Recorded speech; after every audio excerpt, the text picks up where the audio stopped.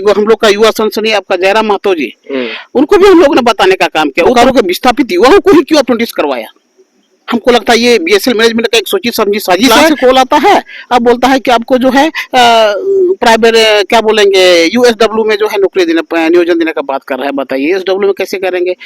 3 अप्रैल को विस्थापित अप्रेंटिस संघ बोकारो इस्पात संयंत्र के एडीएम बिल्डिंग के सामने धरना देती है और उस धरने के बाद जो दुर्भाग्यपूर्ण रूप से लाठीचार्ज होता है और एक विस्थापित युवक प्रेम प्रसाद महतो की दुर्भाग्यवश मृत्यु हो जाती है।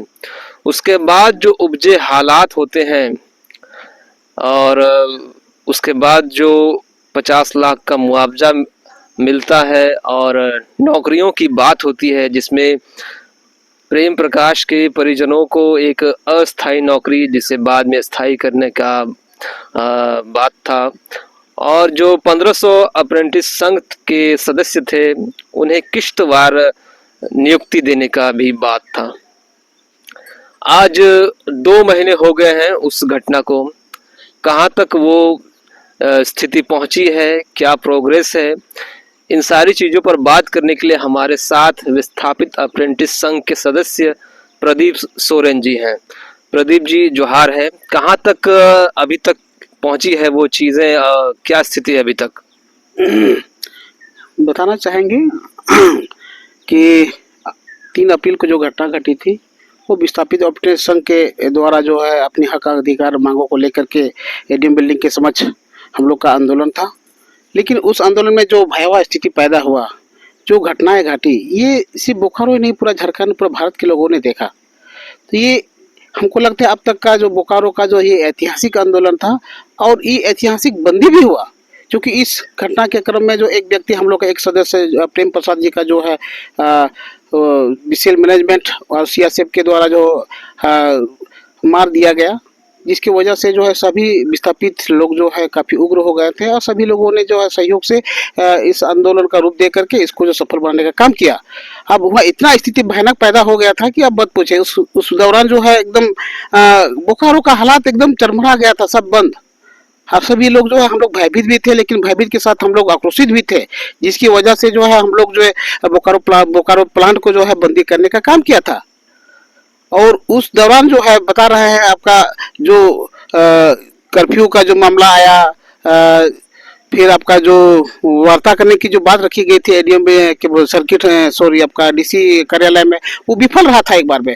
उस वार्ता में भी लगभग सभी आपका जो है विधायक लोग थे आपका, फिर भी जो है सफल नहीं हो पाया। फिर रात को जो कर्फ्यू लग जाता है, फिर दूसरा दिन आपका हमारे संसद महोदय जो का एंट्री होता है और उसकी अगुवाई में हम तो बोलेंगे कि इतना बड़ा ऐतिहासिक आंदोलन का अगुवाई करने में जो है संसद महोदय का बहुत बड़ा हाथ रहा है। और उनकी अगुवाई में बटुल महतो जी भी थे, उनके समझ आपका जिला प्रशासन भी थे और जिला के अधिकारी के द्वारा जो है एक समझौता करवाया गया। विस्थापित अप्रेंटिस को हम लोग को समझाया बुझाया गया कि आंदोलन करना का जो आप लोग का मांग है उस मांगों को पूरा किया जाएगा। इस दौरान हम लोग का प्रेम प्रसाद महतो के को जो शहीद हुए हैं उनके परिवार को 50 लाख रुपया का जो है दिया गया है और बोला गया था कि एगो टेम्पोररी आपका वर्तमान वैकल्पिक तौर पर एगो नौकरी दिया जा रहा है, इसको आने वाला दिन में अप्रूवल करके जो है स्थायीकरण किया जाएगा। ये सिर्फ प्रेम प्रसाद महतो के ऊपर परिवार वालों के लिए नहीं, पूरा विस्थापित युवा जो सभी अप्रेंटिस किए हुए हैं सबके लिए लागू हो रहा था। ये सिर्फ उनको नियोजन दिया जा रहा है, उसके साथ इसी आधार पर जो है सभी लोगों को 50-50 करके प्रत्येक महीना आप लोग को घुसाने का काम करेंगे। ये हम लोग को वो पहुंचा है अभी तक, क्या है उसकी अभी तक उसमें अभी एक स्टेप भी हम लोग नहीं बढ़े हैं, क्योंकि हम लोग पूरी तरह से डिपेंड है आपका संसद महोदय के साथ, उसके पास हम लोग डिपेंड कर रहे हैं, उम्मीद भी कर रहे हैं, क्योंकि इस्पात मंत्री से उसका भेंट होता है, डीआई से भेंट होता है, चेयरमैन से भेंट होता है। अब उस पर भरोसा नहीं करेंगे तो किस पर भरोसा करेंगे? आप लोग अपने स्तर से क्या प्रयास कर रहे हैं? हम लोग का उतना पहुंच है नहीं भैया, हम लोग बोकारो भर है, हम लोग का जो हक अधिकार की मांग है सिर्फ एडीएम बिल्डिंग या यहाँ के अधिकारी तक ही हम लोग कर सकते हैं, उस ऊपर तो लोग जा नहीं सकते हैं। क्या हम लोग को जो है चेयरमैन से भेंट करने दिया जाएगा? क्या इस्पात मंत्री से लोग भेंट कर सकते हैं? हम लोग आर्थिक रूप से कमजोर हो चुके हैं, 9 साल से हम लोग लगातार जो है प्रयासरत रहे हैं, हम लोग अपना हक अधिकार की मांग कर रहे हैं। और आप सोच सकते हैं कि बीएसएल मैनेजमेंट जो है सिर्फ और सिर्फ बोकारो के विस्थापित युवाओं को ही क्यों अप्रेंटिस करवाया? हमको लगता है ये बीएसएल मैनेजमेंट का एक सोची समझी साजिश है कि इन लोग को कैसे बेरोजगार रखा जाए, यहाँ का आर्थिक स्थिति को जो है विस्थापितों का आर्थिक स्थिति को कैसे कमजोर किया जाए।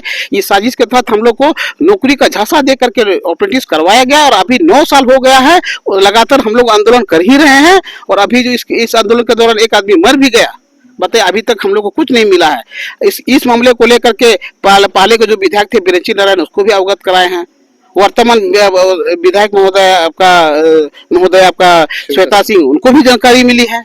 और जितने भी विधायक हैं अगल बगल के, सबको हम लोगों ने सूचना देने का काम किया। हम लोग जो है मंत्री जी जोगेंद्र महतो को भी काम बताने का काम किया, लेकिन किसी ने भी इस चीज पर जो पढ़ ले कि आपका एक हम लोग का युवा संसदीय आपका जयराम महतो जी